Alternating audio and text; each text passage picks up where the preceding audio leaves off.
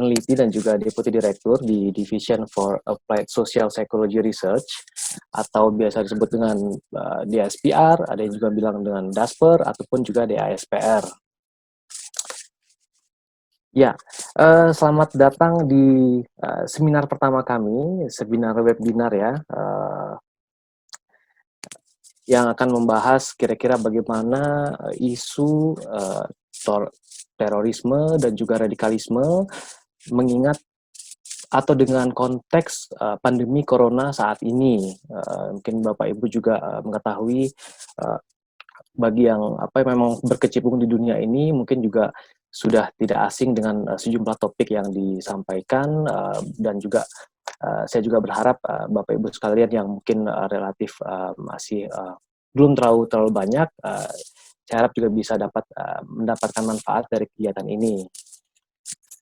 Oke, mungkin sebelum nanti akan diperjelas oleh narasumber kita, Bapak Nasir Abbas, yang mungkin Bapak Ibu juga sudah familiar dengan beliau, dan nanti akan dipandu juga oleh Mas Vici Sofiana Putra dari Universitas Islam Bandung, Prodi Psikologi. Mungkin saya akan sedikit menjelaskan tentang DASPR atau DASPER. Oke. Mungkin Mbak Husna bisa ini dibantu tayangkan.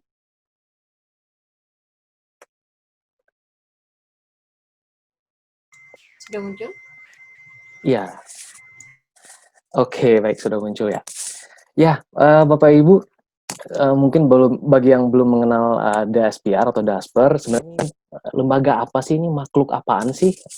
Jadi singkat saja Bapak Ibu, ini merupakan lembaga riset, lembaga penelitian yang memang melakukan penelitian dalam rangka mengentaskan ataupun menjawab permasalahan-permasalahan sosial yang ada di sekitar kita dalam kehidupan sehari-hari menggunakan sudut pandang atau perspektif psikologi sosial. Namun bedanya di sini adalah psikologi sosial terapan. Jadi psikologi yang mungkin yang Bapak Ibu ketahui tidak hanya pada tataran teoretis semata, tetapi juga sudah masuk pada tataran penerapan. Bagaimana itu bisa diterapkan dan bagaimana itu tidak hanya berhenti mengentaskan permasalahan, tapi juga bisa menjawab tantangan ke masa depan. Misalnya bisa diwujudkan ke dalam bentuk kertas kerja ataupun juga usulan naskah kebijakan. Ya, oke, tolong lanjut. Ya, sebenarnya DSPR ini dalam konteks psikologi sosial, kami punya 3 misi utama atau 3 tema. Pertama itu kami berharap bisa menjawab permasalahan sosial yang berkaitan dengan konflik-konflik lintas kelompok atau intergroup conflicts. Jadi misalnya bagaimana konflik kelompok A, atau misalnya bagi Bapak Ibu yang suka sepak bola, mengapa ada konflik, atau misalnya perselisihan antara pendukung sepak bola Jakmania dan juga Persib Bandung. Nah, itu juga mungkin salah satu jadi kajian kami. Lalu berikutnya yaitu isu-isu kemanusiaan, bagaimana seseorang ataupun sebuah kelompok yang mungkin minoritas ataupun mayoritas mendapat persekusi mungkin atau tindakan intoleransi, dan bagaimana mereka menghadapi situasi sulit itu. Nah, DSPR bisa hadir dalam konteks seperti itu. Lalu ketiga itu tema yang memang cukup dominan kami lakukan sejak akhir-akhir ini, yaitu violent extremism, atau ini bahasa lain ya dari radikalisme ataupun terorisme. Memang ini salah satu tema yang bisa dibilang 60% 70% menjadi kegiatan yang cukup sering kami lakukan. Nah, topik diskusi kita kali ini mungkin mencakup ketiga poin di atas, namun lebih akan mayoritas membahas terkait dengan violent extremism. Oke, lanjut. Ya, oke, lanjut. Lanjut. Oke, lanjut. Ya. Nah, ini Bapak Ibu merupakan menjadi fokus riset kami. Kami juga kami juga mengkaji isu bagaimana rehumanization project ini, artinya bagaimana memanusiakan manusia terlepas dari latar belakang etnis, agama, kesukuan dan juga identitas kelompok lainnya. Jadi dengan harapan dengan kerangka pikir bahwa mereka kita sama-sama manusia dengan harapan akan muncul empati guna menciptakan keharmonisan antar kelompok. Tentunya juga ini berkaitan dengan sosial stigma dan isu-isu politik serta prejudis dan meta prejudis. Oke, lanjut. Ya, ini mungkin, sejarah sepak terjang kami, dulu, eee, meskipun Rias Piar baru, tapi kami itu sebenarnya, orang lama tapi baju baru, kami berganti-ganti organisasi sebelumnya dan tidak lepas dari pengaruh almarhum Prof. Sarito Wirawan Sarwono. Beliaulah yang, menjadi mentor sekaligus penyemangat kami untuk terus berkiprah, meneliti dan juga memberikan intervensi kepada isu-isu, sosial di konteks Indonesia ataupun, non Indonesia. Oke, lanjut lanjut. Nah, oke lanjut. Ya, ini mungkin Bapak Ibu dulu, kami, pernah dalam konteks terorisme, kami melakukan sebuah penelitian dan juga intervensi sosial kepada para, ex-napiter. Jadi mereka yang sudah bebas dari lapas, kami berikan sejumlah, intervensi ataupun workshop psikologis dan juga hal-hal lainnya, agar mereka bisa siap reintegrasi ke komunitas atau masyarakatnya. Oke lanjut. Oke lanjut. Ya, ini juga, kampus seminar, jadi mereka yang kami anggap, sudah oke, dari hal, apa namanya ya, psikologis ataupun secara dakwah mereka, kami ajak untuk memberikan testimoni ke 10 kampus se-Indonesia. Intinya jangan menjadi seperti saya, gitu. Oke, lanjut. Ya, oke. Jadi setelah kami berurusan dengan, ex-napiter, kami mulai masuk lapas, tapi bukan sebagai, napi tentunya, tapi di sini kami memberikan reedukasi kepada para napi-napi terorisme. Ada 9 lapas di Jawa dan Sulawesi, kami berikan intervensi ataupun workshop psikologis, wirausaha, dan lain-lain, Islam damai, dan kami kuatkan kepada mereka bagaimana mereka bisa, apa ya, bisa rehabilitasi dan juga berintegrasi kepada masyarakat setelah bebas nanti. Ini tidak lepas dari dukungan, juga dari rekan-rekan Pak Joni ya Pak, di Dirjen Lapas Kemenkumham. Lanjut. Oke, ini masih dalam, kegiatan yang sama, lanjut. Oke, lanjut.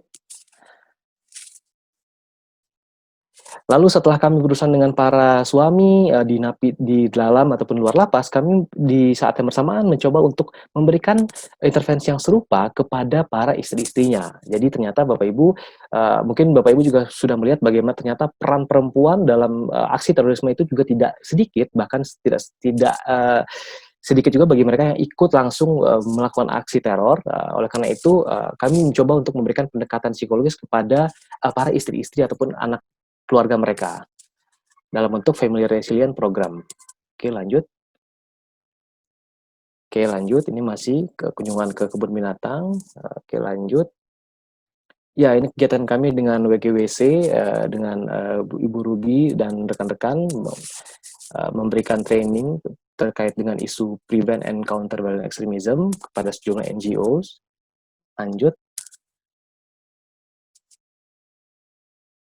Nah, ini juga kami bekerjasama dengan, GNWP dan juga Aman, memberikan apa namanya, mempersiapkan para, siswa-siswa aktivis, siswa yang akan menjadi duta perdamaian di Lamongan dan Poso. Oke, lanjut.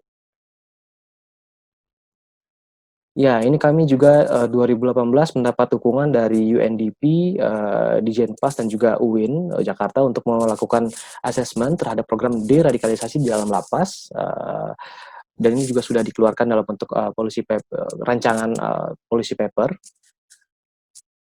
Lanjut.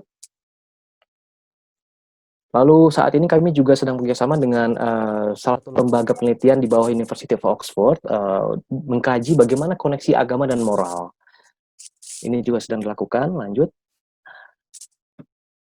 Ya, selanjutnya, selain melakukan kegiatan ini kami juga, mulai apa ya, berinteraksi dengan lembaga-lembaga lain misalnya seperti, korporat juga, dan, kami juga sedang mengembangkan bagaimana, kita bisa mendeteksi radikalisme yang ada di sekitar kita, melalui sejumlah pengukuran psikologis, dalam rangka melakukan promosi, perdamaian dan juga toleransi. Oke, lanjut. Ya, lanjut. Oke, ini juga salah satu seminar dari Prof. Harvey Whitehouse dari Oxford. Ini juga, salah satu kerjasama kami dengan C-SAFE. Kami diminta untuk membuat, sebuah buku panduan tentang bagaimana mendeteksi, dan menangani ekstremisme kekerasan, berbasis komunitas desa. Lanjut. Ya, ini Bapak Ibu, kami juga baru, tahun lalu sudah melakukan pre-launching terhadap film dokumenter kami yang berjudul Keluargaku Jihadku. Ini diambil, dari istri-istri, kegiatan kami. Oke, saya pikir sudah terlalu banyak yang saya jelaskan, saya akan serahkan kepada Mas Vici Sofyana Putra sebagai moderator. Selamat mengikuti kegiatan ini, semoga bermanfaat. Wassalamualaikum warahmatullahi wabarakatuh.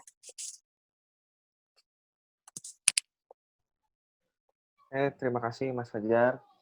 Salam sejahtera untuk kita semua. Terima kasih untuk para peserta partisipan yang sudah hadir. Ada dari kalangan pemerintah, dari kalangan akademisi, NGO, mahasiswa dan mahasiswi. Terima kasih atas waktunya untuk menyempatkan hadir dan berdiskusi dengan Pak Nasir selaku narasumber. Pak Nasir ini merupakan mentor saya, mentor dalam kehidupan. Selain mentor dalam apa ya, tindakan atau program-program intervensi ekstremisme kekerasan, beliau juga mentor dalam kehidupan. Jadi saya sangat hormat kepada beliau. Salam hormat Pak Nasir, semoga sehat selalu. Oke, untuk kita mulai saja. Ada beberapa peraturan yang disiapkan oleh panitia, yaitu selama penyampaian materi, suara peserta akan disenyapkan, jadi akan di-mute otomatis oleh panitia. Kemudian, untuk peserta yang akan bertanya, nanti pada sesi pertanyaan, dipersilakan untuk mengetik pertanyaan pada ruang obrolan atau di chat. Tidak diperkenankan memberikan link webinar ini kepada orang lain yang tidak mendaftar karena kuota terbatas. Kemudian setelah webinar ini selesai, mohon untuk mengisi umpan balik atau feedback yang linknya sudah di-share oleh panitia kepada peserta semua. Oke, tanpa berlama-lama, kita akan mulai pemaparan dari Pak Nasir tentang diam-diam menebar ancaman. Ini menarik judulnya. Kita juga akan melihat atau mendengar bagaimana Pak Nasir, sejarah Pak Nasir terlibat dalam aksi ekstremisme kekerasan, dan juga bagaimana Pak Nasir membantu pemerintah dalam hal tersebut. Oke, tidak perlu berlama-lama, maka Pak Nasir dipersilahkan.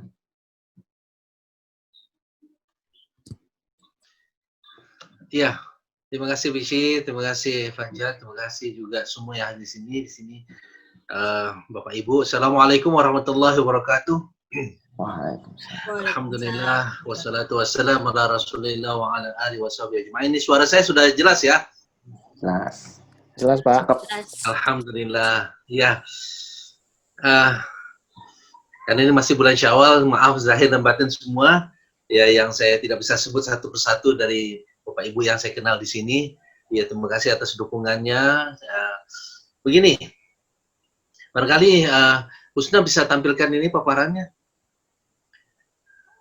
Karena saya tadi coba pakai saya punya PC, dia tidak bisa lanjut gitu. Saya khawatir nanti putus-putus, lebih baik langsung aja dari Husna yang menampilkan.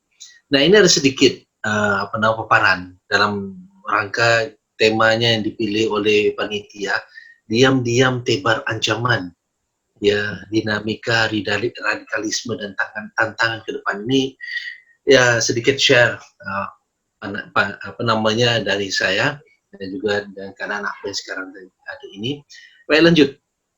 Ya, ya. Bapak Ibu, sebagian yang sudah pernah kenal saya dan mungkin ada yang baru apa namanya itu mendengar dari saya ini, saya saat ini sudah pernah menulis buku, ada 6 macam buku dari tahun 2005 sampai tahun 2012, dan setelah itu saya banyak sekali kegiatan dan sibuk sekali sehingga saya tidak fokus untuk menulis buku lagi, tapi sebenarnya masih ada yang sedang saya sempurnakan, namun sudah hampir 10 tahun belum jadi-jadi buku itu. Ya, baiklah. Profesi sekarang ini sebenarnya saya sebagai konsultan senior dalam DSPR ini, DASPR. Dan selain itu saya juga tetap sebagai mitra Densus 88 dan tidak lain juga saya sebagai distributor produk kesehatan, yaitu dari Lebah. Alhamdulillah. Ini semua sekarang ini yang kemudian saya jalani sementara saat ini. Ya, lanjut. Ya. Lanjut. Ya, mungkin Bapak Ibu yang belum pernah mendengar dari saya, dulu saya pernah di tempat konflik. Ini Husna, terlalu cepat. Mundur lagi Husna, ya. Saya dulu pernah di tempat konflik di Afghanistan 6 tahun, kemudian sempat juga di Myanmar pada waktu itu saya bersama dengan Hambali yang sekarang di Guantanamo. Kami sempat datang ke sana pada awal tahun 94 dalam rencana untuk membuka kamp pelatihan dan membantu orang-orang Rohingya. Tetapi karena keadaan tidak memungkinkan, akhirnya tidak jadi melanjutkan. Yang lanjut kemudian kami membuat di kamp Filipina. Di Filipina saya buka kamp pelatihan di sana ya selama dari tahun akhir 94, kemudian sampailah tahun 2002 itu masih bertahan di sana itu.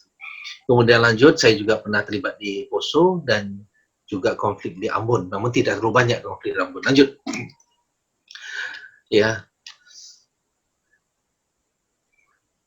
Nah, jabatan saya dulu, setelah saya lulus dari Akademi Militer di Afghanistan, kemudian saya sebagai kepala camp, karena saya buka camp di Filipina tahun 94 sampai 97. Kemudian saya dipindahkan ke Johor Bahru di Malaysia. Ya, saya menjabat sebagai ketua Kirtas. Kirtas ini nama satuan ya yang setingkat peleton dari tahun 97, belum sempat setahun saya sudah dipindahkan ya ke Sabah, Malaysia.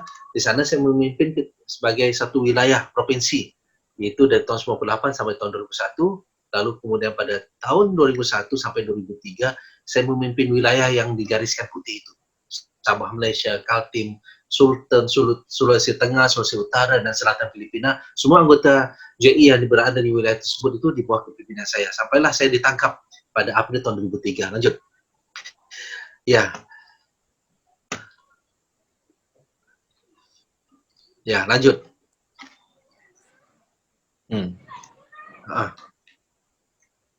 Klik slide-nya, Ustaz. Ya, jadi karena saya aktif di berbagai tempat, nama-nama mundur ya, Ustaz. Ya, nama saya juga berganti-ganti dan berubah-ubah.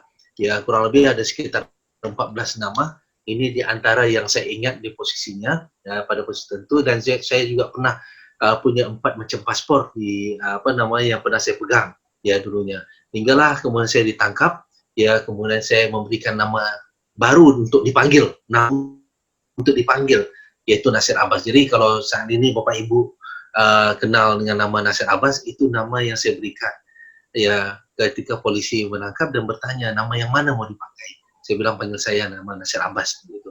Nah, foto itu foto baru sebulan atau 3 minggu ditangkap, yaitu ya matanya masih bengkak sedikit tuh, bonyok ya sama polisi, dan 2 polisi cedera pada saat itu. Ya kami baku pukul. Lanjut. Nah, itu sedikit tentang saya. Saya ingin bicara tentang soal fakta sekarang ini. Ya, sesuai dengan judul tadi itu, diam-diam tebar ancaman. Nah, ini fakta. Faktanya, apalagi di waktu pandemi ini, waktu PSBB, kita hitunglah dari sejak bulan Maret tahun 2020. Dari Maret tahun 2020, ya sudah ada beberapa kelompok yang melakukan aksi. Mereka tidak peduli dengan masalah pandemi, mereka tidak peduli dengan masalah PSBB. Bahkan itu dimanfaatkan oleh mereka. Contohnya, seperti di Poso, Sulawesi Tengah, ya dari kelompok MIT, Mujahidin Indonesia Timur. Mereka inilah kelompok yang pro-ISIS, ya ketika pada 27 Maret, ini bulan Maret, 27 Maret, ya, mereka menyerang pos polisi di Taman JK.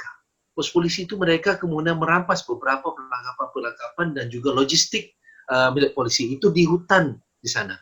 Ya, dan itu di antara cuplikan, ada videonya. Ya, saya tidak menampilkan video di sini.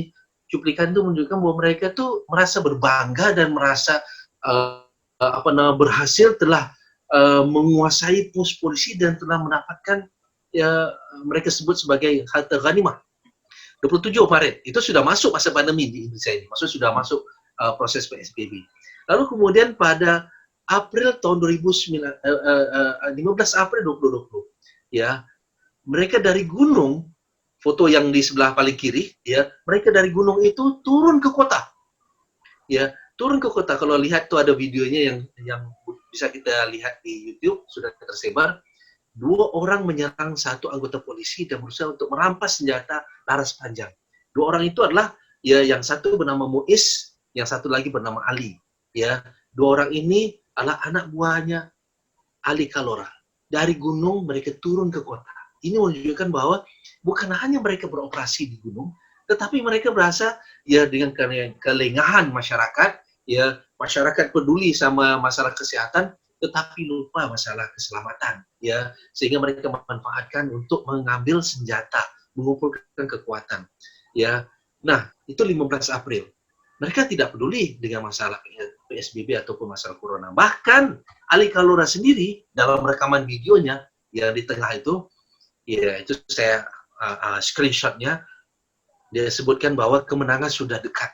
Indonesia ini atau negara ini akan jatuh karena corona. Ya, mereka tahu corona, tapi mereka anggap bahwa corona itu untuk orang lain, bukan untuk mereka. Ya, mereka tidak takut sama corona. Mereka anggap bahwa itu adalah bala, itu musibah kepada negara. Kemudian pada 19 April, ya, mereka melakukan aksi dengan menculik seorang bernama Papa Angga ataupun Ajeng, ya, lalu kemudian dibunuh di kebun kopinya itu. Ya, ini di antara ya operasi yang mereka lakukan di poso sana. Sebenarnya masih ada lagi beberapa operasi-operasi kecil yang dilakukan oleh kelompok MIT ini. Ini menunjukkan bahwa ya kita mungkin tidak banyak tahu tentang hal sana, tetapi di sana itu aktif mereka, ya, tetap bergerak. Mereka turun naik dari gunung turun ke kota. Siapa bilang mereka tergencet di sana? Siapa bilang mereka kemudian terkepung? Ternyata tidak. Baik-baik mereka, sehat-sehat. Kalau misalnya kita berpikir bahwa ya mereka itu mungkin terkepung sama aparat, kemudian mereka kesulitan mencari makan, ternyata tidak. Ya, fakta menunjukkan bahwa 2 orang berusaha untuk merampas senjata api, itulah orang yang tadinya di hutan. Ya, menunjukkan bahwa mereka mudah mendapatkan suplai logistik dari kota, kemudian dibawa ke gunung. Ya, nah ini PR sangat besar bagi kita semua. Baik, fakta kedua berikutnya. Ya, lanjut.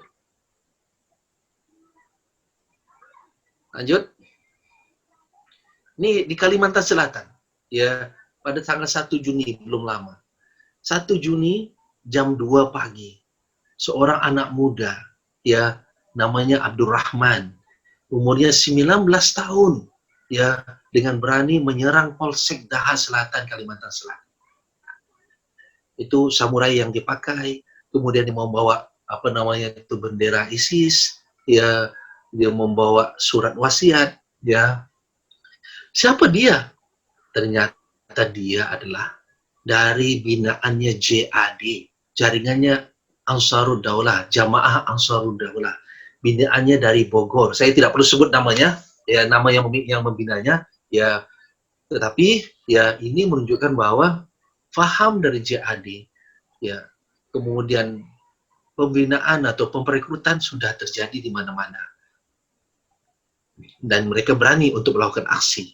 Anak muda tidak peduli terhadap masa depannya, dan dia berharap bahwa dengan aksi yang dilakukan ini bisa membangkitkan. Itu suratnya, surat wasiat. Saya tidak menampilkan semuanya, ya, karena nanti saya terlibat dalam menyebarkan ya misi mereka ataupun pesan mereka. Hanya saya lihat di bawahnya itu, saya potong, ya, ambil potong dari surat tersebut. Dia menggunakan tanda tangan dengan menyebut dirinya anak Abdurrahman. Ya, artinya bahwa kalau kelompok Nurdin M. Top dahulu ya membuat aksi diam-diam, bukan hanya diam-diam ya aksi yang dimulai secara surprise, tetapi juga menyembunyikan identitasnya sehingga polisi perlu mencari dengan susah payah siapa sih pelakunya. Tetapi ya mereka ini seperti biasa dari kelompok JAD dengan mudah menampilkan nama mereka, menyebutkan nama mereka. Dan dengan bangga sekali mereka menampilkan ya kalimat tauhid bendera yang persis dengan bendera ISIS. Artinya ya mereka pro ISIS. Walaupun ISIS itu sudah habis, sudah hancur, sudah selesai di Syria, tetapi ya masih ada orang yang ingin melanjutkan atau ingin melakukan aksi seperti Syria atau mengikuti ya perjuangannya ISIS yang di Syria sana itu. Ya. Ini fakta yang kemudian kita tidak bisa kita pungkiri, ya jelas terjadi dalam keadaan PSBB, dalam keadaan kita masih dalam wabah COVID-19, mereka tetap bergerak. Lanjut, fakta yang ketiga. Fakta ketiga lanjut. Fakta ketiga ini di Pulau Jawa. Jangan lupa, tadi di Sulawesi, kemudian di Kalimantan, ya, sekarang di Pulau Jawa. Di Pulau Jawa itu JI. Bukan karena saya dulunya JI, lalu kemudian yang sentimen saya sebut JI. Tidak. Ini fakta. Polisi sudah mengungkap. Ya, saya tidak mau menyebut nama mereka satu persatu siapa ya. Yang jelas itu adalah jaringannya para Wijayanto. Para Wijayanto ini dulu murid saya dulu. Ya, tapi kemudian dia berkembang. Dan para Wijayanto berhasil sejak dari tahun 2007, setelah dia menggantikan Mbah Ali Azhar Kasyih sebagai Amir Jamaah Islamiyah, dia berhasil untuk bergerak secara diam, secara senyap, ya, mengembangkan jaringannya dia. Dan sejak tahun 2012 sudah kirim orang diam-diam pergi ke Syria, sudah bolak-balik yang namanya returnee, ya, bukan deportan, returnee itu sudah banyak dari kalangan jaringannya para Wijayanto. Nah, para Wijayanto sudah tertangkap dalam tahanan sekarang, tetapi masih ada tetap terus menjalankan. Makanya baru-baru ini ya polisi kemudian mengungkap sejak dari Serang ya ada seorang yang kemudian dulunya terlibat dalam menyembunyikan pelaku bom Bali, sekarang dia terlibat lagi memimpin. Ya, kemudian di Sidoarjo, di Surabaya, itu semua satu jaringan yang sama yaitu jaringannya JI. Saya sempat tidak percaya, tetapi kemudian setelah mengetahui latar belakang dari masing-masing tersangka yang ditangkap itu ya artinya bahwa JI tetap terus bergerak, tidak berhenti. Ya, ini menunjukkan bahwa mereka dengan secara diam-diam menggunakan atau memanfaatkan momen yaitu COVID-19 ini, dan mereka berusaha untuk memprovokasi masyarakat dengan menganggap bahwa pemerintah itu lemah dalam menangani COVID-19, ya, lalu berusaha untuk ini rencana mereka ini dari tersangka yang sudah ditangkap, ya, saya tidak perlu sebut namanya. Dari tersangka yang sudah ditangkap itu, maka mereka mengaku bahwa kenapa mereka kemudian memiliki senjata. Punya 8 pucuk senjata yang dibeli. Ya, bukan diselundupkan dari Filipina, dibeli dari dalam Indonesia. Dari mana? Dari aparat oknum ya. Aparat itu juga sudah tertangkap begitu. Dari oknum, lalu kemudian ya 8 pucuk senjata dibeli. Untuk apa? Menunggu nanti kalau terjadi chaos, kerusuhan. Mereka kemudian mau memprovokasi baik di Lampung ataupun ya di Jakarta nanti ya, itu yaitu mengajak orang untuk melakukan penjarahan terhadap tokoh-tokoh etnis Cina. Ya, mau diulangin kerusuhan seperti dahulu. Dengan menganggapan bahwa masyarakat lapar, masyarakat kesulitan, dengan PSBB dan keterbatasan yang dilakukan oleh pemerintah membuat masyarakat jadi sengsara. Karena sengsara, tidak punya makan, tidak punya uang, dan lain-lain, akhirnya diprovokasi masyarakat untuk membuat kekacauan. Itu rencana mereka. Ya, jika sudah terjadi kekacauan, kemudian menjadi pemerintah menjadi lemah, saat itulah kemudian mereka ingin melakukan aksi tersebut. Itu ya dari jaringannya JI, yaitu Surabaya, Sidoarjo, dan juga Serang. Ini fakta ya bahwa ada kelompok-kelompok yang ingin melakukan hal tersebut. Baik, mengapa sih mereka ingin melakukan hal tersebut itu? Mengapa ya masih tetap terus ada? Karena lanjut ya lanjut sudah. Karena ini the prosesnya, ini prosesnya. Bermula dari salah paham, kemudian bersikap intoleran, lalu menjadi sikap radikalisme, kemudian menjadi terorisme. Ya, salah paham ini maksud saya adalah mereka tidak mengerti arti dari hidup bersama. Mereka tidak mengerti arti dari beda pendapat, arti dari beda agama. Ya, mereka tidak mengerti bagaimana bersikap. Ya, sehingga akhirnya muncullah salah paham. Akibat dari salah paham tersebut, di antara mereka berpotensi menjadi intoleran, yaitu bersikap intoleran. Kalau tadi salah paham, dari paham meningkat menjadi berpotensi untuk melakukan sesuatu, yaitu menjadi intoleran. Nah, intoleran ini terkait pada mempersoalkan sara, agama, ras, atau golongan, gender, action. Orang yang sudah terbiasa dengan sara, orang yang terbiasa terlibat dalam sara, berpotensi menerima paham baru, yaitu paham radikalisme. Ya, yang tadi itu secara horizontal antara sesama, ya, kemudian meningkat menjadi vertikal, yaitu melawan pemerintah, menolak 4 pilar, menolak Undang-Undang 45, menolak Pancasila, menolak Bhinneka Tunggal Ika, menolak NKRI. 3 fakta yang saya sebutkan tadi itu di kelompok MIT, kelompok JAD, kelompok JI, ya, mereka sudah masuk pada tingkat terorisme. Ya, sebenarnya banyak ya orang yang berfaham menolak 4 pilar, tetapi belum tentu mereka melakukan aksi. Namun dikala mereka sudah kemudian berfaham radikalisme, kemudian melakukan aksi, mereka masuk kategori terorisme. Baik, itu semua ada definisinya. Nah, lanjut, Husna, lanjut. Saya ingin jelaskan tentang radikalisme. Tidak ada maksud kalau yang katakan radikalisme itu artinya kepada agama tertentu. Tidak ada. Tidak benar. Kalau dikatakan kalau misalnya radikalisme itu adalah agama Islam, tidak benar. Ya, radikalisme itu menurut Kamus Besar Bahasa Indonesia adalah paham atau aliran yang menginginkan perubahan atau pembaruan sosial dan politik dengan cara kekerasan atau drastis. Udah titik itu aja. Ya. Ya, udah titik. Jadi perubahan-perubahan itu ya yang dilakukan ingin keras dan juga drastis, memaksakan kehendak. Paham apapun, aliran apapun yang kemudian masuk kategori memaksakan kehendak, melakukan secara kekerasan juga drastis, masuk kategori ini. Artinya melawan pemerintah, menolak 4 pilar tersebut gitu. Nah,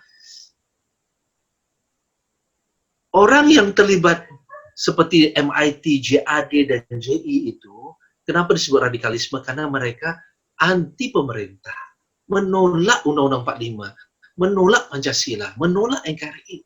Mereka ingin membuat sesuatu yang baru, menggantikan yang lain. Ya, maka mereka masuk pada radikalisme ini. Lanjut. Ya, kita sudah 20 menit ini. Lanjut. Lanjut. Husna. Ya. Dasarnya ya gerakan ini setelah jatuhnya Khilafah Utsmaniyah, lalu kemudian muncul ya An-Nabhani, Taqiyuddin An-Nabhani, lalu membangkitkan semangat mengembalikan khilafah. Ya, lalu terjadilah beberapa kudeta-kudeta dari beberapa negara-negara yang saya tampilkan di sini, ya, karena ingin merubah negara tersebut. Mereka mempengaruhi aparat bersenjata. Walaupun Hizbut Tahrir tidak mengangkat senjata, tetapi dengan pahamnya telah mempengaruhi aparat-aparat, sebagian aparat, lalu mereka berusaha untuk melakukan kudeta. Dan semuanya itu gagal, tidak berhasil.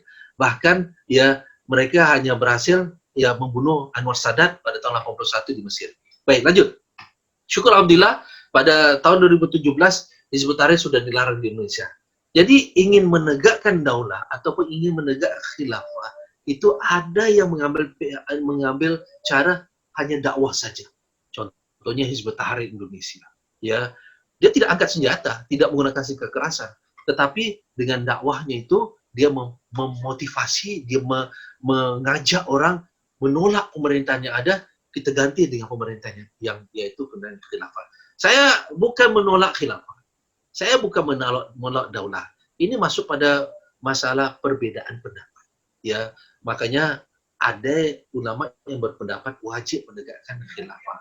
Ada yang berpendapat tidak wajib. Ya, maka Indonesia, para ulama-ulama Indonesia telah memutuskan untuk tidak menjadikan Indonesia sebagai negara agama, yaitu tidak menjadikan sebagai negara Islam.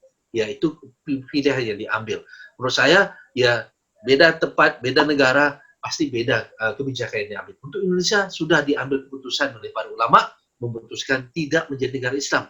Nah, kalau misalnya kita kemudian memaksakan kehendak, maka akan jadi kekacauan, ya, akan menjadi rusak. Nah, inilah yang kita lihat bagaimana kemudian ya orang-orang yang menolak Pancasila, menolak Undang-Undang 45, menolak Bhinneka Tunggal Ika, menolak NKRI, ya itu mengganggu keutuhan ya dan kestabilan negara. Ada juga yang hanya menggunakan senjata, yaitu MIT. Mereka tidak punya dakwahnya, tetapi yang penting aksi. Dan ada yang punya dua-duanya, punya dakwah, punya militernya, yaitu seperti kelompok JI, kelompok NII, kelompok JAD. Lanjut, ya, lanjut. Nah, ini ada macam-macam nama. Lanjut lagi, ya istilah-istilah dipakai dalam menegakkan negara. Lanjut, ya. Kemudian dari radikalisme mereka ingin merubah NKRI dengan aksi-aksi terorisme seperti Osama bin Laden ya yang memprovokasi untuk melakukan aksi, diikuti oleh orang-orang Indonesia termasuk kelompok JI, NII, JAD ya. Ini di antara contoh-contohnya. Lanjut ya. Dari tahun 99 ya fatwa itu sudah disebarkan, tahun 2000 terjadi bom gereja ya. Kemudian ketika ada tempat konflik di mana saja, contohnya seperti di Syria, orang semua berbondong-bondong ke sana. Dan di Syria sana kita melihat bahwa dari kelompok ISIS dan kelompok Jabhat Nusrah sama-sama Muslim, sama-sama memegang bendera Tauhid, ya hanya bentuk saja dan khot yang berbeda. Mereka saling serang, saling bunuh-bunuhan. Ya, Muslim bunuh Muslim. Ya, ini yang kita tidak inginkan terjadi di Indonesia. Lanjut. Ya, lanjut. Nah, Aman Abdurrahman ya yang kemudian berpegang teguh kepada pahamnya ISIS ini juga memindahkan pahamnya dari luar lalu diterapkan di Indonesia ini. Ya, dia sebagai pelopor ataupun tokoh utama ISIS di Indonesia. Lanjut. Alhamdulillah pada tahun 2018 Juli ya Jamaah Ansarud Daulah itu sudah dilarang.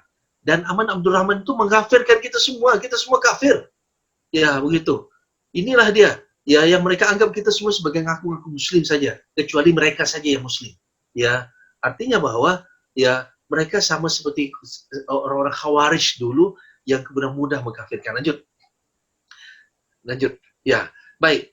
Saya ingin jelaskan di sini, ya, bahwa di dalam diagramnya strategisnya Jamaah Islamiyah, saya dulu pernah berada di sini. Ini yang saya sebut sebagai diam-diam. Mereka bergerak. Dan ini ya bagi saya ya sudah lengkap dulunya. Saya paham ya sejak dari awal pembinaan, coba lihat dari bawah. Ya dari bawah itu ada pembinaan iman, pembinaan sam'u, pembinaan ta'ah, itu membentuk loyalitas. Dari loyalitas ditingkatkan, yaitu membentuk untuk pengorbanan. Apa itu tamwil? Kita siap mengeluarkan uang, ya berinfak. Kemudian kita siap berhijrah, itu pindah tempat, meninggalkan keluarga. Kita siap berjuang, itu pembinaan jihad. Jadi setelah loyal, siap berkorban. Ini ditumbuhkan ya dalam perikutan. Baru kemudian disebarkan, ada bidang dakwahnya yang sayap sebelah kiri, ada bidang militernya yang sayap sebelah kanan. Ya. Nah, jadi ini semua klik satu kali, Hasna. Ya, ini semua ya.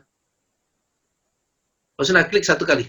Ini semua dilaksanakan secara tanzim siri. Semuanya, baik dakwahnya, pembinaan loyalitasnya, baik untuk siap pelatihan pengorbanannya, dakwahnya, kemudian militernya, itu semua secara sirri. Ya,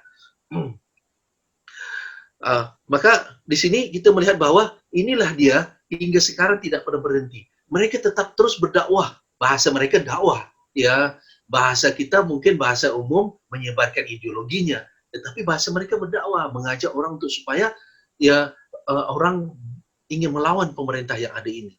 Ingin siap untuk angkat senjata, siap untuk mengorbankan diri sendiri. Dan ini semua digerakkan secara diam-diam. Nah, secara diam-diam inilah oleh pihak kepolisian juga, ya, kebanyakan dari operasi-operasi aparat yang saya tahu, ya, yang tidak diliput oleh media. Mereka juga diam-diam melakukan operasi. Yang yang kemudian kadung ada di berita itu di antara beberapanya yang di berita. Syukur alhamdulillah pihak aparat juga segera untuk menahan gerakan mereka ini, menghentikan mereka sebelum terjadi sesuatu. Hanya saja kemarin sempat di Kalimantan Selatan, yaitu yang kemudian secara tidak disangka-sangka terjadilah suatu aksi penyerangan kepada Polsek. Tetapi bayangkan, ya kalau misalnya gerakan JI yang sudah secara strategis, mereka sudah memiliki senjata, lalu kemudian mereka melakukan aksi, ini sangat bahaya sekali. Nah inilah dia ya tantangan kita masa akan datang. Kita jangan hanya berpikir bagaimana mencegah dari tidak terkena virus COVID-19, tetapi kita juga tetap harus berpikir mencegah. Jangan sampai memberi celah kesempatan kepada kelompok-kelompok ini untuk bergerak. Ya, bermula dengan menyebarkan faham, menyebarkan isu, menyebarkan seruan-seruan, melemahkan pemerintah, mengajak orang untuk anti pemerintah. Ini juga sudah mulai ada tanda-tandanya, ya, yang kemudian mengajak orang untuk tumbuh rasa kebencian dan permusuhan. Nah, saya kira sudah hampir 30 menit, ya cukup di sini. Kita akan lanjut diskusi kita dengan Tanjo. Sekian, terima kasih. Ya, Assalamualaikum warahmatullahi wabarakatuh. Waalaikumsalam warahmatullahi wabarakatuh. Terima kasih Pak Nasir atas paparan singkat dan padatnya. Di sini sudah masuk Pak Nasir pertanyaan dari Mbak Ruby Khalifah dari Aman Indonesia. Pak Nasir, kalau tadi digambarkan kegiatan ekstremisme masih aktif, apakah Bapak ada fakta atau analisis yang membantu menggambarkan bahwa perempuan di kelompok ekstremis juga aktif bergerak? Jadi apakah perempuan di kelompok ekstremis juga aktif bergerak saat ini? Ya, saya jawab satu persatu ya. Iya. Kemudian sebelum selesai Pak Nasir, pada skema persiapan daulah, di mana letak perempuan Pak Nasir? Apakah juga mengalami proses yang sama? Gitu. Kemudian, jawab dulu Pak Nasir. Iya. Siap. Satu orang dulu ya, itu dulu ya. Baik, sebenarnya perekrutan perempuan dan laki itu sama. Hanya bedanya kalau perekrutan lelaki itu lebih lebih banyak kepada praktek di lapangan, ya, seperti angkat senjata, beli senjata, kemudian operasi dan lain-lain. Nah, perempuan pun sebenarnya ya tidak kalah pentingnya dengan lelaki. Mereka lebih banyak dalam pembinaan, ya, anak-anak dibina. Kemudian wanita juga direkrut seperti contohnya di Filipina. Ya, di Filipina wanita dilatih untuk menggunakan senjata api, dilatih bela diri. Nah, di Indonesia juga belakangan ini ada kelompok-kelompok yang kemudian sudah melatih wanita. Dan kita lihat ya dulu sebelum terjadi yang di Surabaya pelaku bom bunuh diri adalah ibu-ibu dan anaknya. Saya sudah memprediksikan bahwa nanti akan ada wanita yang akan menjadi pelaku bom bunuh diri. Kenapa? Karena di Syria sudah pernah ada, di Palestina sudah pernah ada wanita menjadi pelaku bom bunuh diri. Indonesia belum. Ya, maka Indonesia akan menyusul. Ya, karena ya dulu waktu di Filipina, saya pernah menyarankan kepada teman-teman yang bertugas di kota. Saya bilang mereka harus juga punya teman wanita. Mereka bilang, Pak, kan kita tidak boleh pacaran. Saya bilang, saya tidak menyuruh kamu pacaran. Ya, tapi berteman tidak ada salahnya. Apa gunanya berteman dengan wanita? Yaitu sewaktu-waktu kita butuh untuk delivery senjata. Ya, maka pakaian wanita yang besar, jubah begitu, itu tidak akan kentara untuk membawa senjata, membawa yang lain-lain. Ya, dan itu mereka sangat membantu pada waktu di Filipina itu. Nah, begitu juga terjadi di Indonesia. Ya, akhirnya kita melihat pelaku bom bunuh diri di Surabaya, kita lihat rekaman videonya. Sekali lihat, tidak kita bisa mengira bahwa di balik jubahnya itu ada bom. Kita tidak bisa mengira. Dan ternyata mereka lakukan itu. Jadi, zaman sekarang ini atau saat ini bisa saya katakan, kalau dulu mungkin JI sangat strict dalam membedakan antara laki dan wanita dalam prakteknya. Tetapi sekarang ini kita melihat bahwa wanita pun dilibatkan. Kelompok MIT di hutan sana, mereka juga melibatkan istri mereka naik ke gunung. Mereka ajari si istri mereka menggunakan senjata, ya, dan lain-lain begitu. Nah, jadi artinya bahwa saat ini boleh saya katakan bahwa perekrutan laki dan wanita itu hampir sama. Ya, mereka melibatkan wanita juga dalam kegiatan angkat senjata. Lalu dalam struktural juga saya yakin saat ini ya mereka sudah dilibatkan. Ya, seperti dalam merekrut wanita, dalam wanita merekrut wanita. wanita melatih wanita. Ya, ketika lelaki sudah melatih wanita bagaimana menggunakan senjata api dan juga membuat bom, jadi wanita pula yang melatih pada wanita. Dan itu sudah terjadi. Dan dalam persiapan daulah, ya proses yang sama juga. Jadi artinya kalau saya lihat dari skema yang saya bikin tadi itu, mereka bisa di posisi dakwah, mereka bisa di posisi pendidikan, mereka bisa di posisi tamwil, yaitu keuangan, ekonomi, itu mereka bisa masuk semuanya itu. Jadi pada bagian porsinya masing-masing. Jadi mereka bisa diberi tugas-tugas seperti itu. Apakah keamanan Indonesia itu sudah cukup? Sementara ini kita melihat bahwa polisi sudah membuktikan, ya, sebelum terjadi sesuatu sudah dicegah. Ya, kelompok JI yang sudah mempersiapkan kekuatan, persiapkan pasukan, itu kemudian diungkap oleh pihak kepolisian. Kelompok JAD juga seperti itu. Ya, tapi yang namanya nobody perfect. Yang penting kita melihat bahwa polisi tetap terus bergerak. Ya, kalau tidak mereka akan lebih berleluasa. Saat ini, ya, para terorisme, pelaku-pelaku teroris itu juga merasa kesulitan. Bahkan susah mencari senjata. Video atau kasus penyerangan polisi di Poso itu menunjukkan bahwa mereka berusaha untuk menambah kekuatan senjata mereka dengan cara merampas senjata polisi. Ya, tidak punya uang untuk beli senjata, ya tidak punya kemampuan untuk menyeberang ke Filipina untuk membeli senjata, akhirnya mereka berusaha untuk merampas senjata polisi. Itu salah satu caranya. Oke, lanjut. Lanjut ya Pak ya. Ya. Nah ini nyambung sebenarnya pertanyaannya. Mengapa aparat memilih tindakan yang diam-diam dalam menangani aksi terorisme ini, Pak Nasil? Dan kemudian dari pertanyaan dari Indra Octavian dan juga Rayonolo sama, apakah ada gerakan sistematis nggak sih yang melibatkan remaja bahkan anak-anak? Tadi terlihat di kasus yang di Kalimantan, bahwa anak yang berumur 19 tahun, bukan anak sih, udah masuk dewasa, tapi ada kemungkinan yang di lapas, salah satu di lapas Cipinang pun ada napiter anak kalau nggak salah Pak Nasil. Betul, betul. Ya. Baik. Ya, aparat memang harus diam-diam. Menurut saya aparat menangkap itu harus diam-diam. Mengapa? Dulu saya ketika saya sebelum tertangkap ya. Dulu sebelum saya tertangkap 2003, saya mempelajari gerakan aparat menangkap satu persatu, ya siapa saja akan menjadi sasaran berikutnya itu melalui berita. Ya, misalnya karena mungkin setelah peristiwa bom Bali itu kan aparat ingin menunjukkan bahwa mereka bekerja, memberi informasi, ya, apa saja mereka sudah lakukan, ingin membuktikan bahwa ini bukan konspirasi, bahwa ini benar terjadi, sehingga akhirnya mereka memberi informasi kepada media, dan media pun ya dengan berbangga yang menyampaikan informasi tersebut, nama si pelaku yang tertangkap, kemudian di mana tempatnya tinggalnya, kemudian apa alat-alatnya, ya apa perlengkapannya. Ini semua sebenarnya memberi informasi kepada si pelaku yang lain. Dan ya sampai-sampai ketika penangkapan pun ada media yang melakukan secara live. Ya, jadi ada cerita itu ya yang dikepung itu sambil nonton TV. Oh, ternyata aparat berada sebelah sana ya. Aparat berada di situ sedang bersembunyi. Kenapa? Karena media itu secara live menyorot posisi polisi, begitu. Sehingga mereka yang di dalam rumah itu pun bisa memantau melalui media. Ya, jadi itu bahaya.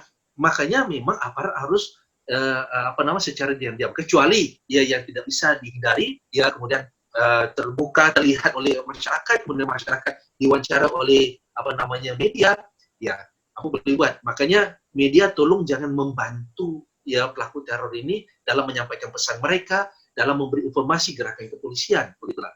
Nah, sebaiknya seperti menggunakan nama inisial-inisial. Kalau tidak menggunakan inisial pun baik, nggak apa-apa. Seorang lelaki yang ditangkap, ya tidak perlu sebut namanya.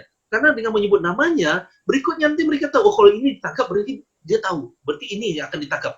Siapa saja yang pernah kenal sama dia, pernah bertemu sama dia, nanti akan berikutnya ditangkap. Ya itu sebabnya mengapa polisi lebih memilih untuk diam-diam. Karena dalam rangka pengembangan kasus tersebut dan untuk menghentikan ya pelaku-pelaku yang lain. Nah, sebagai pelajar, kenapa? Ya, kita semua tahu bahwa remaja ataupun pelajar, anak muda itu harapan bangsa. Bagi mereka juga seperti itu, ya. Mereka juga harapan bagi gerakan. Ya, mereka perlu merekrut anak-anak muda. Anak-anak muda itu berbeda dengan orang sudah berumah tangga. Kalau orang sudah berumah tangga masih mikir istrinya, anaknya, punya beban dan lain-lain gitu. Bagi anak muda, ya di samping mereka sedang labil atau mencari jati diri, ya mereka ini kemudian ya mudah dipengaruhi. Ya oleh karena itu hati-hati anak muda, ya apa saja yang didengar, dibaca, dilihat, ditonton itu harus sering-seringlah klarifikasi kepada orang yang lebih tahu. Ya, lanjut berikutnya. Oke. Lanjut ya, berarti memang ada gerakan sistematis ya Pak untuk merekrut remaja dan anak-anak muda untuk masuk lingkaran mereka. Perekrutan zaman sekarang bagi anak muda ini lewat media sosial. Ya, apa sih media sosial sekarang ini? Antara lain seperti ya anak-anak muda sekarang menggunakan Instagram, menggunakan Telegram, menggunakan WeChat, menggunakan yang lain-lain begitulah. Twitter, ya macam-macam lagi. Ya, bagi mereka kalau Facebook tuh bagi orang-orang yang sudah dewasa, orang tua-tua gitu lah. Anak-anak muda sejarah yang pakai Facebook gitu. Kata anak saya seperti itu, gitu kan. Nah, nyatanya juga ya mereka yang merekrut juga menggunakan media sosial yang sama. Ya lihat, ya kenapa ada wanita yang ditangkap dari TKW, ya kemudian mereka terpengaruh. Itu lewat media sosial. Oke, lanjut. Oke, lanjut ya, Pak Nasir. Ya. Oke, ini pertanyaan, ini banyak pertanyaannya Pak Nasir, cuman nanti saya coba rangkum sedikit, siapa tahu ada yang nyambung. Nah, ini terkait dengan tantangan ke depan. Jadi, ada nggak sih bentuk dan jenis kegiatan kelompok radikal yang baru untuk memanfaatkan pandemi COVID-19 ini, Pak Nasir? Ya, bentuk yang baru itu sebenarnya bentuk yang baru itu adalah dengan menggunakan masa-masa pandemi ini, dikala orang ya menggunakan masker, mereka juga kemudian menggunakan masker. Ya, kalau dulu tuh kita harus buka muka, ya masuk kantor buka muka, masuk kantor polisi buka muka. Sekarang disuruh tutup masker, tutup. Jadi ini juga ya mempermudah mereka untuk menutupi wajah mereka, begitu. Ya kemudian ya untuk perlengkapan lainnya mereka juga mungkin aparat tidak mau membuka tas mereka isinya apa karena takut menyentuh sesuatu. Nah ini ya yang kadang mereka manfaatkan ketakutan hal tersebut itu bisa mereka manfaatkan di luar. Oleh karena itu ya kita perlu mungkin ya untuk keamanan tetap buka masker untuk melihat wajahnya, kemudian pakai lagi masker, ya misalnya begitu misalnya. Atau kemudian semua barang-barang atau tas yang akan masuk ke suatu tempat, jika tidak punya istri tetap harus buka juga, pakailah sarung tangan dan lain-lain. Jadi modusnya sebenarnya tidak banyak berbeda dengan modus sebelumnya. Hanya saja gerakan sekarang ini lebih mempermudah karena tutup wajah, orang jadi takut bertemu, orang jadi takut bertanya, ya sehingga mereka kemudian sepertinya mudah untuk bergerak. Wallahu a'lam. Ya. Oke, lanjut ya Pak Nasir ya. Berarti masih modus lama, cuman cara-caranya mungkin ada yang berkembang ya dari. Ya, cara berkembang. Oke. Kemudian apakah dari Argia, Pak Nasir, apakah ISIS memang didanai oleh Amerika? Dan kemudian pertanyaan selanjutnya, apakah bibit-bibit radikal yang di Indonesia didanai oleh Amerika atau orang Indonesia? Mengingat tadi ada penjelasan Pak Nasir bahwa Pak Nasir, apakah saya ulang Pak Nasir, ISIS itu didanai oleh Amerika dan juga kalau di Indonesia seperti apa? Mengingat tadi konstelasi gerakan ekstremisme di Indonesia dipengaruhi oleh gerakan ekstremisme di dunia, kalau tadi dilihat dari penjelasan Pak Nasir. Begini, memang penjelasan saya itu ada Osama bin Laden, kemudian ada Syria, ya. Saya ingin menunjukkan bahwa orang Indonesia terpengaruh dengan apa yang ada di luar sana. Ya, bukan berarti orang luar sana mendanai kita. Contoh saja JI. JI dulu tidak pernah didanai. JI datangnya dari NII. NII juga tidak pernah didanai dari luar. Ya, semua datang dari kantong sendiri. Semua datang dari infak dari anggota sendiri. Untuk melakukan aksi pun sebenarnya tidak perlu dana dari luar. Ya, hanya saja paham dari luar itu yang kemudian diterima, lalu mereka mengembangkan sendiri. Bergerak bagaimana mencari dana sendiri. Ya, tidak ada dana khusus kecuali ya pernah terjadi ketika waktu peristiwa bom Bali itu dana yang didapatkan dari Osama bin Laden. Sebenarnya tanpa dana Osama bin Laden, JI sudah cukup mampu untuk membuat bom sebesar itu. Ya, JI punya camp besar di Afghanistan, JI punya camp besar di Filipina. Tidak perlu dana dari luar. Ya, hanya pada waktu itu Hambali menerima dana dari Osama bin Laden untuk melakukan aksi-aksi tersebut. Ya, tetapi sebenarnya gerakan yang namanya gerakan ISIS itu tidak didanai oleh Amerika. Mereka bergerak sendiri. Bermula dari waktu zamannya Saddam, ya ada yang anti Saddam. Waktu saat menjatuhkan Saddam, ya orang-orang yang anti Saddam ini masih tetap terus bergerak, disupport oleh Amerika untuk menjatuhkan Saddam. Ketika Saddam sudah jatuh, terbentuk pemerintah baru, orang-orang yang dulunya anti Saddam juga anti Amerika, sehingga kemudian mereka tetap terus bergerak. Ya itulah kemudian oleh pihak pemerintah Syria mengatakan bahwa Amerika ini ya memberi makan pada kelompok-kelompok radikal. Jadi sebenarnya bukan memberi makan, ya mereka itu punya konsep ya enemy's enemy is friend. Musuhnya musuh adalah teman. Ya, jadi dalam mengalahkan musuh, mereka cari siapa musuhnya si musuh itu. Maka itu mereka berteman, disupport supaya ya dengan musuh itu mengalahkan musuh yang lain. Sehingga yang musuhnya itu ya sebenarnya adalah musuhnya dia juga. Ya, jadi akibatnya maka terjadilah ya kekuatan yang diberikan kepada kelompok tersebut. Jadi bukan sengaja untuk didanai. Nah, setelah kemudian tentara Amerika ditarik dari Irak, ya mereka ini kemudian melihat bahwa pemerintah baru ini lemah, mulai mereka bergerak dan melakukan aksi dan mulai merampas ya kilang-kilang minyak, persenjataan dan lain-lain, maka jadi besarlah mereka. Nah, apakah bibit radikal Indonesia itu didanai oleh mereka? Tidak. Bibit radikal di Indonesia ini bermula dari faham ideologi yang sudah lama ya ada di Indonesia ini. Ya, anti kepada pemerintah sudah lama. NII dulu terbentuk tahun 49, sudah dimusnahkan tahun 62, tetapi tetap terus bergerak. Ya, bom gereja bukan bom yang pertama. Sebelum itu sudah ada bom-bom tahun 85, ada bom di Bank BCA, kemudian di Lampung ada kejadian juga, dan macam kelompok Komji, kemudian jihad dan macam-macam lagi. Ya, jadi sudah ada sebelumnya itu, sehingga bisa dikatakan bahwa ini tidak ada hubungan sama Amerika. Dan itu datang dari dalam Indonesia sendiri. Lanjut. Oke. Ya. Pak Nasir, bagaimana supaya kita tidak terjerumus ke dalam kelompok radikal tersebut? Dan bagaimana sih cara mudah identifikasi gerakan mereka? Ya, kita harus mampu untuk memproteksi diri dengan cara, ya, apa saja yang kita baca, karena banyak sekali yang bisa kita baca, apa saja kita lihat, apa saja kita nonton, apa saja kita dengar, ya, kita harus pandai bisa memilah. Satu, bagaimana cara memilah? Memilahnya jika itu mengajak untuk permusuhan, kebencian, ya, ini sudah ada tanda-tandanya. Tanya dulu, klarifikasi, tanya kepada ustadz kita, kiai kita, guru kita, gimana benar gak itu? Ya, karena ada pihak-pihak tertentu yang sengaja mengangkat isu-isu, ya, membangkitkan fitnah, ya, hoax, ya, dan lain-lain, itu untuk melemahkan ya pemerintah. Nah, kalau kemudian kita tidak teliti, tidak hati-hati, kita bisa ikut dalam menyebarkan atau terpengaruh. Nah, inilah dia, ya perlu kita pahami bahwa anti rezim dengan anti NKRI itu berbeda. Ya, anti rezim ya, yaitu tidak semua orang senang dengan pemerintah yang ada. Dia ingin mengganti pemerintah yang ada. Tetapi kalau anti NKRI, siapapun pemerintah ini, ya mereka ingin mengganti.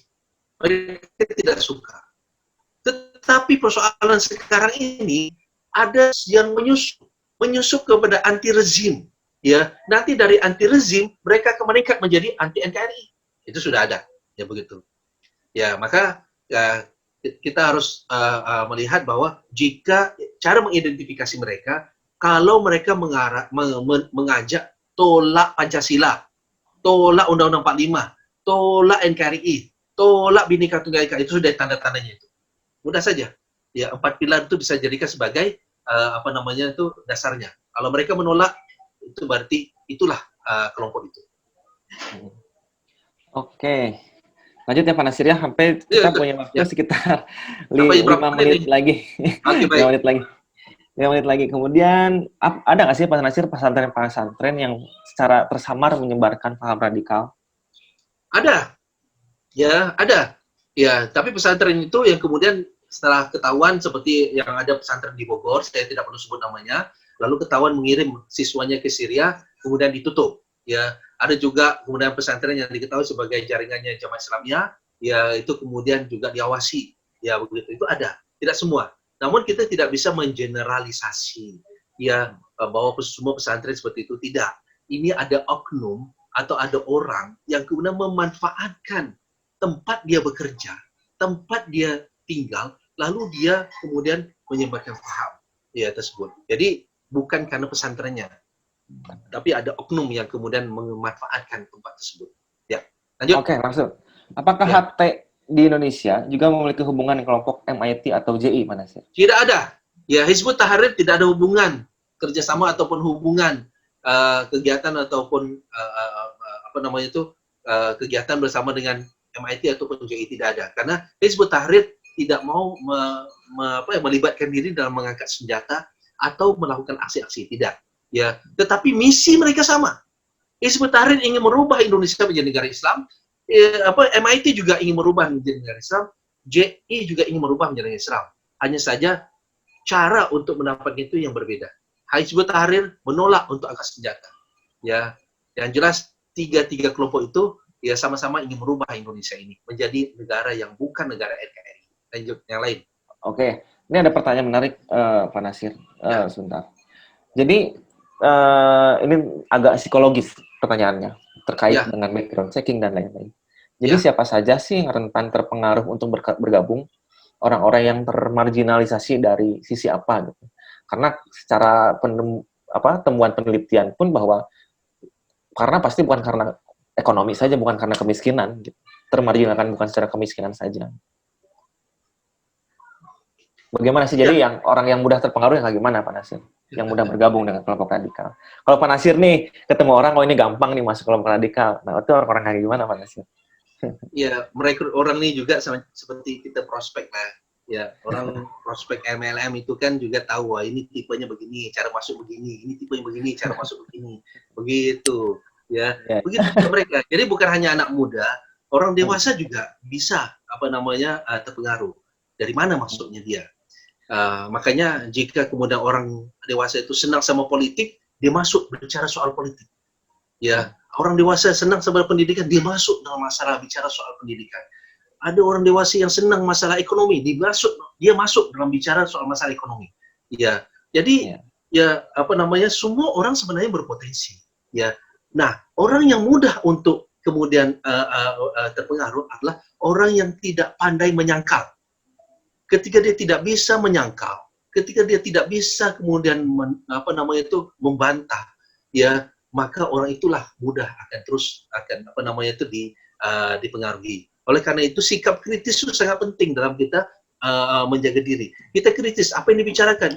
Mereka itu semua orang kritis. Ya, para perekrut itu para kritis semua. Mereka mengkritisi tentang kebijakan pemerintah, mengkritisi tentang ekonomi, mengkritisi tentang pendidikan, mengkritisi tentang masyarakat, mengkritis. Kalau kita tidak pandai untuk kritis tentang sikap kritis mereka atau bahasa-bahasa mereka, maka kita akan terpengaruh.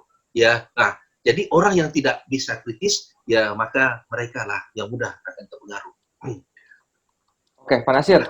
Karena waktu nih, jadi ini masih banyak pertanyaan. Kita maaf. Nanti untuk yang pertanyaan yang belum terjawab, bisa bertanya langsung ke Pak Nasir kali ya di berbagai. Ini saya share nomor telepon saya. Gak apa-apa, Pak. Oke, nanti bisa bertanya langsung karena ada yang tadi nanya tentang sejarah-sejarah dengan apa yang sedang dia teliti saat ini dan lain-lain. Pokoknya masih banyak fans-fans Pak Nasir yang mau bertanya. Cuman untuk sekarang, mungkin ada closing statement sekaligus menegaskan topik kita kali ini, Pak Nasir ya. Jadi, fenomena terorisme di Indonesia ini ke depan, ini dan tantangan yang dihadapinya seperti apa sih, Pak Nasir? Fenomena ke depan ini, ya, kita melihat bahwa masyarakat kesulitan bekerja, kesulitan mencari nafkah, kesulitan untuk mengisi perut mereka. Ya, ini adalah peluang bagi mereka. Ya, oleh karena itu hati-hati yang menawarkan peluang, yang menawarkan bantuan, yang menawarkan ini kita harus seleksi. Benarkah ini bantuannya? Betulkah ini bantuannya? Ya, arahnya sesuai tidak? Begitu.